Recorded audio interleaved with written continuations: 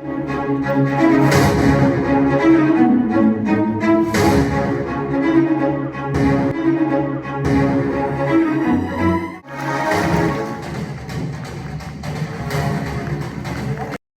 नुसती उलटत चालली होती. काळी आई आता पावसात नाही तर इथल्या भूमिपुत्रांच्या अश्रूमध्ये आणि रक्तात दिसत होती. मंडळी, पूर्वीच्या काळी एका युगात एकच रावण किंवा दुर्योधन जन्म घेत असे हो. पण आता महाराष्ट्राला चिरडण्यासाठी रांगांच्या रांगा लावून रावण उभे होते. अवचिने काळोखा ढग सामोरा आला आणि त्यांना आठवला त्यांच्या पिताश्रींचा, लखुजी जाधवरावांचा आणि जिजाऊंच्या 3 भावांचा दौलताबादेला भर दिवसा ऐन दरबारात झालेला खून. जिथे यादवांनी विजयश्रीची फुलं झेलली त्याच ठिकाणी त्यांच्या वंशजांची रक्ताच्या थारोळ्यात पडलेली प्रेत.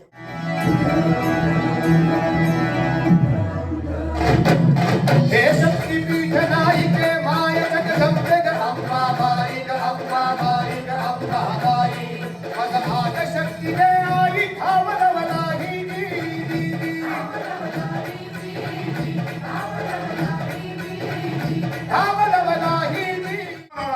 शिवसूर्योदय झाला. जिजाऊ लहानगा शिवसूर्य हातात घेऊन सूर्यदर्शन घ्यायला खिडकीपाशी आल्या. खाली उभ्या असलेल्या प्रत्येक मावळ्यानं मुद्रासाठी मान चुकवली. त्या क्षणी जिजाऊंना जाणवलं की त्या आता जिजाऊ उरलेल्या नाहीत, जिजाऊ आऊसाहेब झालेल्या आहेत आणि मावळच्या कणाकणाच्या श्वासात राजे आहेत. एका स्त्रीचा भर दरबारात अपमान झाला म्हणून 18 अक्षौहिणी सैन्याचा संहार झाला. ते महाभारत असेल तर आता इथं शिवभारत घडणार आहे. इथे असल्या पापाला क्षमा नाही, असले गुन्हे पचायला ही मुघलशाही नाही, ही शिवशाही आहे. आणि कडाडून शिवराजांच्या मुखातून शब्द बाहेर पडले, या हरामखोराचे हात कोपरापासून आणि पाय गुडघ्यापासून तोडून टाका, यांचा चौरंगा करा.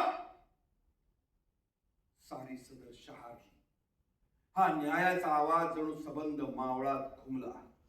पाटलाचा सगळा माज खडकन उतरला. तो रडू भेकू लागला. पण शिवबा राजांचा न्याय आढळ होता. ढालाईत पाटलाला फरफटत घेऊन गेली. आज शिवबा राजांना लोकांनी पहिल्यांदा रागावलेलं पाहिलं होतं. त्यांच्या ध्यानी आलं की हे स्वराज्य आहे, इथे सत्ता नाही सत्व चालतं. पूर्वी जनीचा टेंबा शहारला होता आपल्या अद्वितीय राजांच्या, शिवाजी राजांच्या पावन पदस्पर्शात.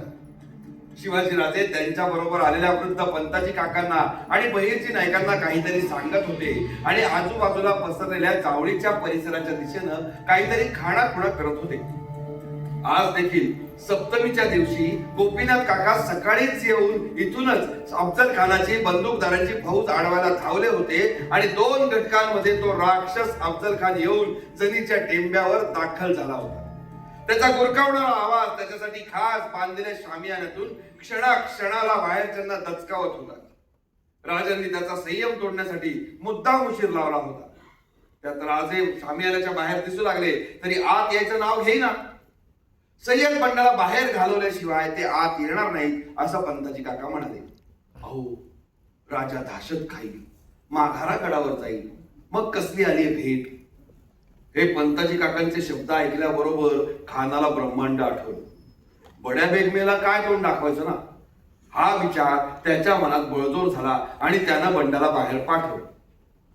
आता काळ आपली लेखणी घेऊन सरसावून बसला. इतिहास टक लावून त्या शामियानाकडे पाहू लागला. एखाद्या शिकारीकडे निघालेल्या सिंहाप्रमाणे राजांची दमदार पावलं शामियानाकडे पडू लागली. पंताजी काकांनी पाहिलं की राजांची मुद्रा शांत आहे, पण ते जाणून होते की हा नरसिंह वरून शांत दिसत असला तरी याच्या डोळ्यात सुडाचा महासागर हळूहळू उसळतो आहे. खान हात पसरून पुढे झाला. राजांनी एक पाऊल खानाच्या दिशेने टाकायला सुरुवात केली. पंताजी काकांना आता हळूहळू नरसिंहाचं खरं रूप दिसायला लागले. राजांच्या डोळ्यात दिसत होतं तुळजाभवानीचं भग्न मंदिर. बडव्यांनी विटंबना टाळण्यासाठी खड्ड्यामध्ये लपवलेली पांडुरंगाची मूर्ती, अणदूरचा भग्न झालेला खंडोबा, त्यांच्या कानात घुमू लागल्या असंख्य माय बहिणींच्या आर्त किंकाळ्या. राजांभोवती खानानं आपली मगरमिठी कसली. राजांना हालचाल करणं देखील अशक्य झालं. तेवढं खानानं आपला एक हात सैल करून कमरेचा भला थोरला खंजीर उपसला आणि राजांच्या पाठीवर घणाघाती वार केला.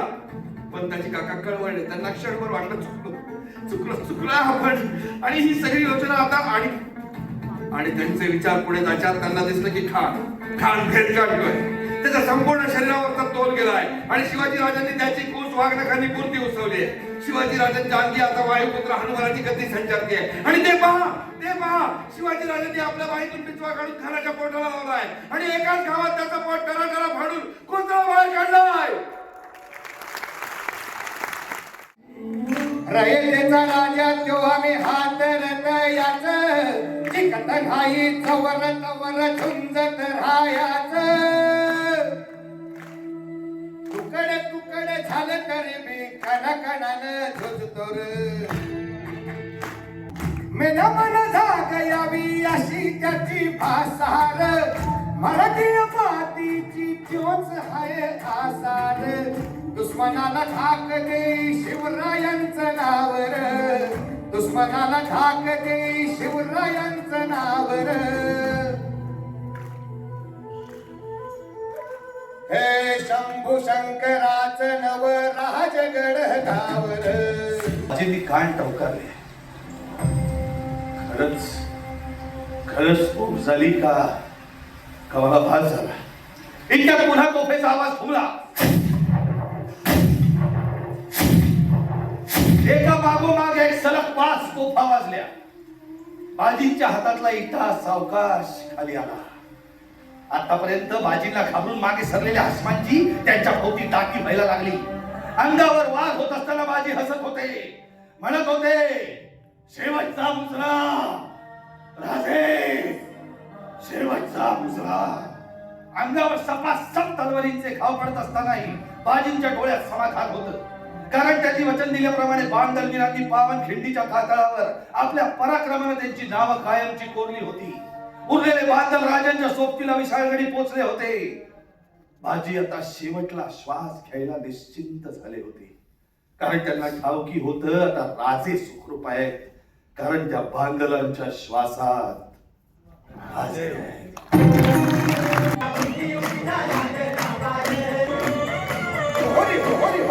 हो काय सांगता नाही. अरे मग काय गड्या हो त्या बसला हाय ना गडी येणा मांडून लई आणि मुघलांनी नजर वाकडी. मग राजाने काय केलं महाराज. राजाने आता युगत काय मांडली. अरे युगत मांडली. युगत मांडली राजाने युगत मांडली. बघा राजांनी आता शिवरायांनी महाराजांनी अशी ही युगत भक्ताची दुपार सिद्धीच्या ठेव्यात मंदतेची भेट शिव बसवत भेटाया येणार सुरू होणार हो. बुद्धियुक्तीचा लागे नामारे हे लागे नापारे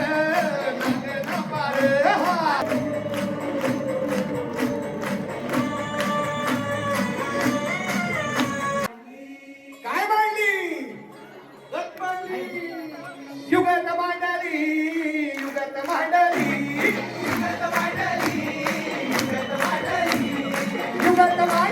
राजाने युगत मांडली.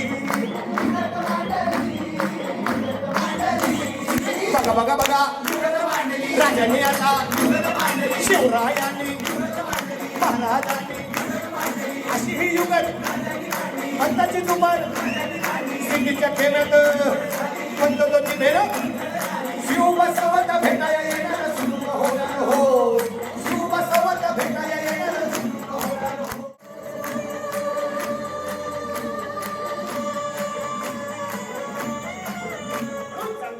अरे दुश्मन असू दे गरीब असू दे किती बी हुशार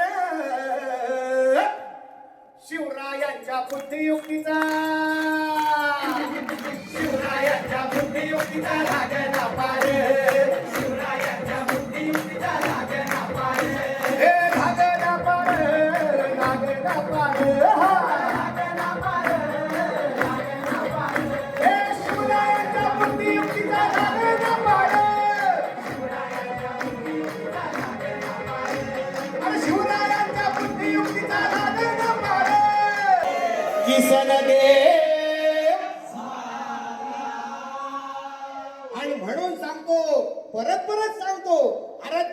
असू दे गरीब असू दे किती बी हुशार शिवरायांच्या बुद्धियुक्तीचा